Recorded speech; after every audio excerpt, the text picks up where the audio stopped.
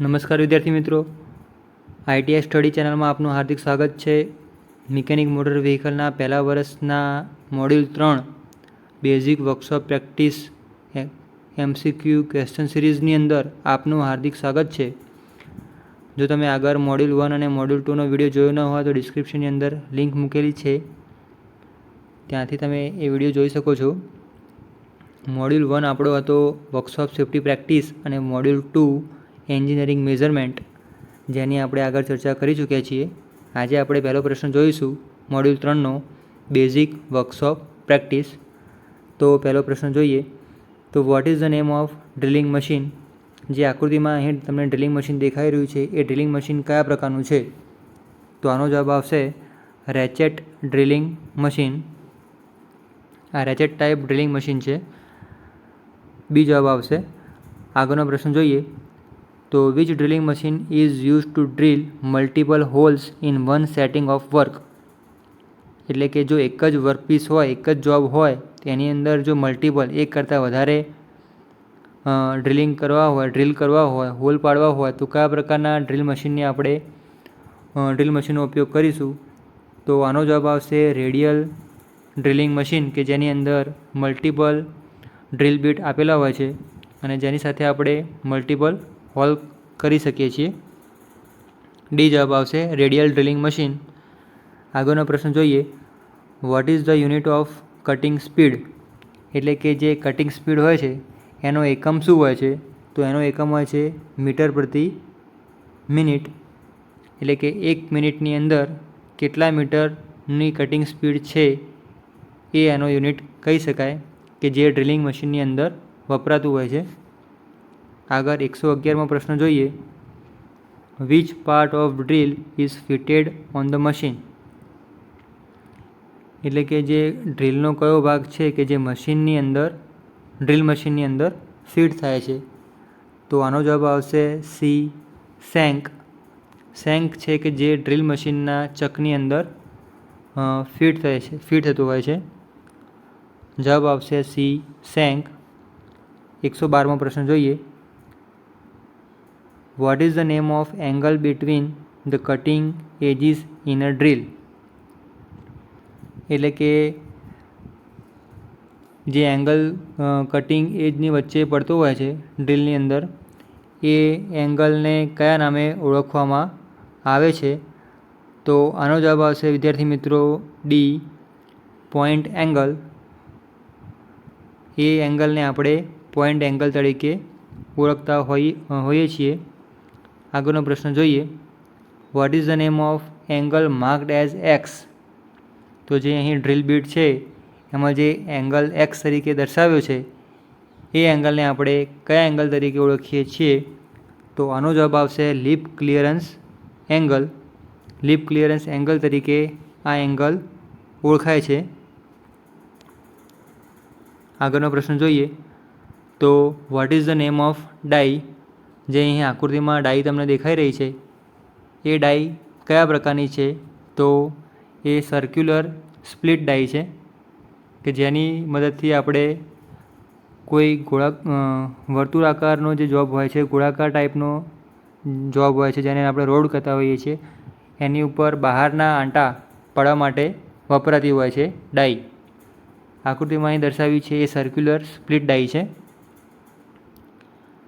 Next question જોઈએ what is the type of રીમર.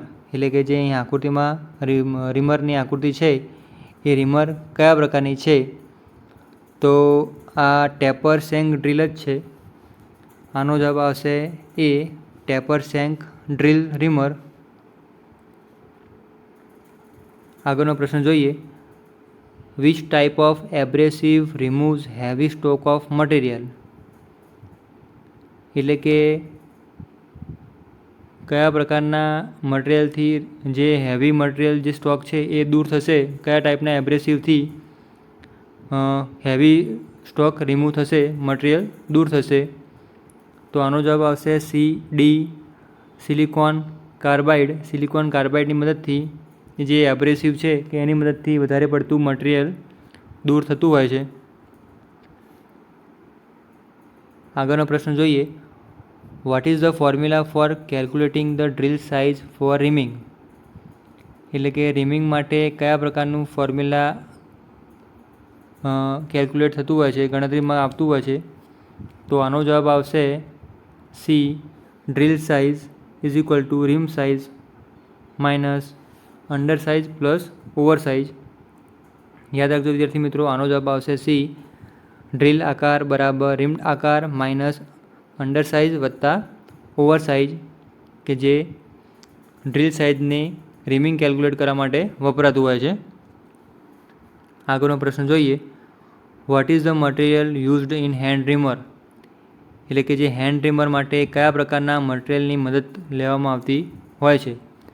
તો આનો જવાબ આવશે HSS, high speed steel. C સાચો જવાબ છે આનો. 119મો પ્રશ્ન જોઈએ. What is the type of tap wrench, આ કયા પ્રકારની ટેપ રેન્ચ છે. તો આનો જવાબ આવશે C, solid type tap wrench. આગળનો પ્રશ્ન જોઈએ. What is the type of die, જે અહીં આકૃતિમાં ડાઈ દેખાઈ રહી છે એ ડાઈ કયા પ્રકારની છે. તો ડાઈ નટ પ્રકારની છે. આગળ જો આપણે જોઈએ તો એ સ્પ્લિટ ડાઈ હતી, સ્લોટ ટાઈપ. આગળનો પ્રશ્ન જોઈએ.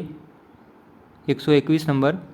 What is the name of operation, જે અહીં આકૃતિમાં ઓપરેશન દેખાઈ રહ્યું છે એ કયા પ્રકારનું ઓપરેશન કહી શકાય. તો આનો જવાબ આવશે ડી, રીમિંગ. રીમિંગ પ્રોસેસ છે આ કે જે હોલને એનલાર્જ કરતી હોય છે, મોટો કરતી હોય છે. 122મો પ્રશ્ન જોઈએ. Which device is use to hold straight sang drill, એટલે કે જે સ્ટ્રેટ સેંગ ડ્રીલ હોય છે એને હોલ્ડ કરવા માટે કયા પ્રકારની ડિવાઇસની જરૂર પડતી હોય છે. તો આનો જવાબ આવશે બી, ચક. તો ચકની અંદર એ ડ્રીલ ફિટ થતું હોય છે, જે ડ્રીલને પકડી રાખે છે, તો એને કહેવાય ચક. આગળનો પ્રશ્ન જોઈએ. Which drilling machine use to drill small diameter holes up to 6 mm, એટલે કયા ડ્રિલિંગ મશીનની મદદથી આપણે 6 mm જેટલા નાના હોલ, 6 mm સુધીના હોલ ડ્રીલ કરવા માટે વપરાતા હોય છે. તો આનો જવાબ આવશે એ, બીવેલ ગિયર હેન્ડ ડ્રીલ, કે જેની મદદથી આપણે 6 mm સુધીના હોલ ડ્રીલ કરી શકીએ છીએ. આગળનો પ્રશ્ન જોઈએ. Which drilling machine achieves various spindle speed by changing the belt position, એટલે કે કયા ડ્રિલિંગ મશીનની અંદર આપણે મલ્ટિપલ સ્પીડ ચેન્જ કરી શકીએ છીએ, સ્પિન્ડલની સ્પીડ ચેન્જ કરી શકીએ છીએ કે જ્યારે આપણે એની બેલ્ટ પોઝિશન ચેન્જ કરીએ ત્યારે. તો આનો જવાબ આવશે D, sensitive batch drilling machine. Sensitive bench drilling મશીનની અંદર જ્યારે આપણે જે સ્પિન્ડલની ઉપર પુલી હોય અને મોટરની ઉપર પુલી હોય, એ પુલી ઉપરના આપણે જો બેલ્ટ ચેન્જ કરીશું તો એ બેલ્ટની મદદથી આપણે એની સ્પીડ અલગ અલગ આપણે મેળવી શકીએ છીએ. તો આનો ડી જવાબ આવશે, સેન્સિટિવ બેન્ચ ડ્રિલિંગ મશીન. આગળનો પ્રશ્ન જોઈએ. Which type of vice is use to hold a job for drilling, એટલે કે કયા પ્રકારના વાઇસની મદદથી આપણે જોબને પકડી રાખીએ છીએ ડ્રિલિંગ કરવા માટે. તો આનો જવાબ આવશે સી, મશીન વાઇસ. જે ડ્રિલિંગ મશીનની ઉપર આપણે ફિટ કરતા હોઈએ છીએ એ વાઇસને મશીન વાઇસ કહેવામાં આવે છે, કે જે જોબને પકડી રાખે છે ડ્રિલિંગ કરતી વખતે. સી જવાબ આવશે, મશીન વાઇસ. 126મો પ્રશ્ન જોઈએ. What is the selection of a tap drill size, એટલે કે ટ્રેપ ડ્રીલની જે સાઇઝ હોય છે એ નક્કી કરવા માટે આપણે શેની મદદ લેતા હોઈએ છીએ, એ શું છે. તો એનો જવાબ આવશે ડી, મેજર ડાયામીટર ઓછા પીચ, એટલે કે જે મેજર ડાયામીટર છે અને એને પીચ બાદ કરીશું ત્યારે આપણે ટેપ ડ્રીલ સાઇઝની સિલેક્શન એના મદદથી આપણે કરતા હોઈએ છીએ ફોર્મ્યુલાની મદદથી. તો આનો જવાબ આવશે D, major diameter minus pitch. Next question જોઈએ. 127મો. Which taper used in the drilling machine, તો આનો જવાબ આવશે મોસ્ટ ટેપર, કે જે ટેપર છે એ ડ્રિલિંગ મશીનની અંદર યુઝ થતો હોય છે એ કયો ટેપર છે, મોસ્ટ ટેપર તરીકે ઓળખાય છે ડ્રિલિંગ મશીનની અંદર. આગળનો પ્રશ્ન જોઈએ. What is the name of activity જે અહીં આકૃતિમાં તમને એક્ટિવિટી દેખાઈ રહી છે, જે ઓપરેશન દેખાઈ રહ્યું છે, એને શું કહેવામાં આવે છે? તો આને કહેવામાં આવે છે રિમૂવ ધ ડ્રીલ, કે જે ડ્રીલ બીટ છે એ ડ્રીલ બીટને દૂર કરવા માટેનું ઓપરેશન છે. આગળનો પ્રશ્ન જોઈએ, 129મો પ્રશ્ન. Which part of drill forms a cutting એજ, એટલે કે જે ડ્રીલનો કયો ભાગ છે એ કટિંગ એજ તરીકે વર્તશે? તો ડ્રીલનો જે ફ્લૂટવાળો ભાગ હોય, સી, ફ્લૂટવાળો જે ભાગ હોય, ખાંચાવાળો ભાગ હોય, એ કટિંગ એજ તરીકે વર્તશે. આગળનો પ્રશ્ન જોઈએ, which part of drill separate the flutes, એટલે કે ડ્રીલનો એવો કયો ભાગ છે કે જે ફ્લૂટ્સને સેપરેટ કરશે, અલગ કરશે? તો આનો જવાબ આવશે વેબ. જે ફ્લૂટ્સના બાજુમાં જે નાની પાતળી પટ્ટી હોય છે એને વેબ કહેવામાં આવે છે. તો વેબ છે એ ફ્લૂટ્સને અલગ કરશે, સેપરેટ કરશે.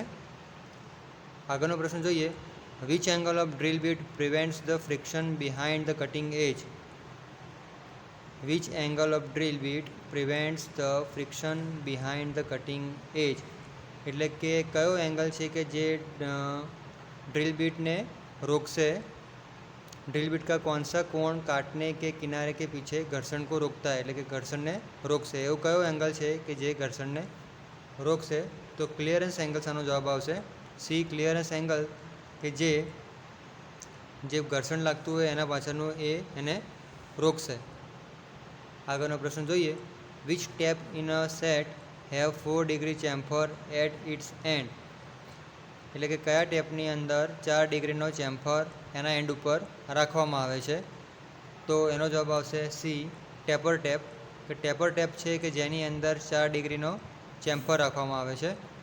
આગળનો પ્રશ્ન જોઈએ, which tool is use two make internal threading in the component, એટલે કે કયું ટૂલ છે કે જે અંદરના આંટા પાડવા માટે વપરાતું હોય છે?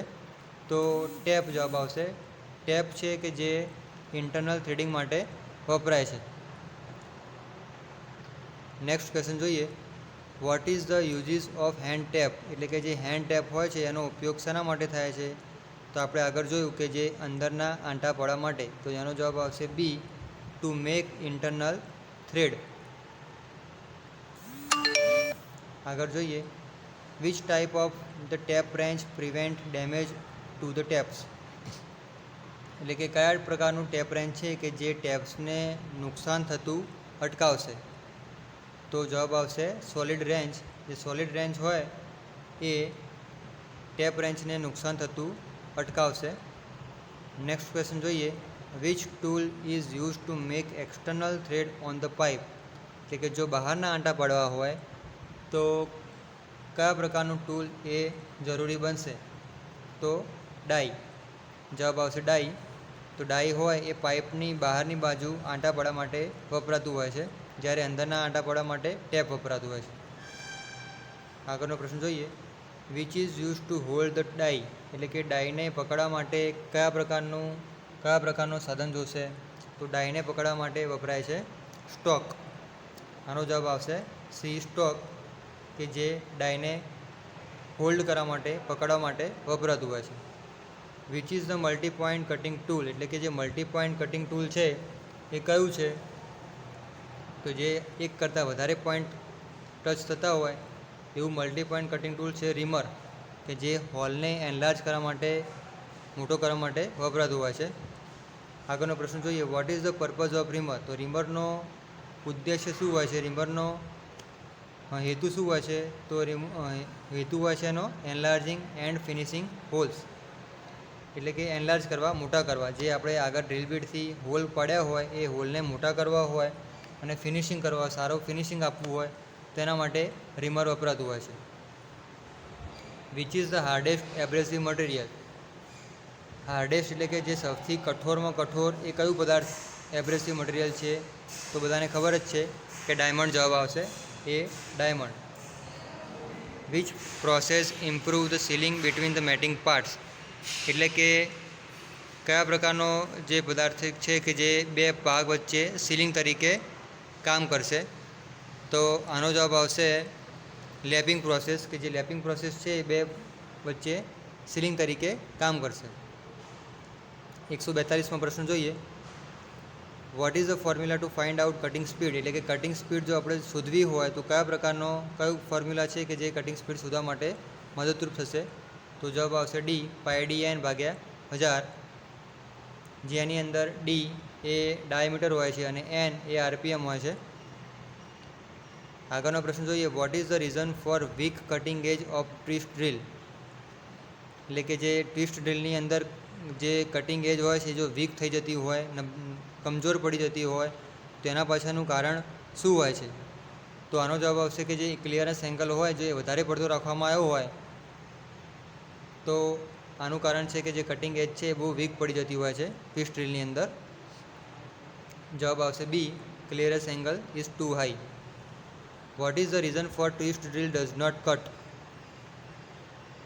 જો ટ્વિસ્ટ ડ્રીલની અંદર કટિંગ ન થતું હોય, કટ ન કરતું હોય તેના પાછળનું કારણ શું હોઈ શકે?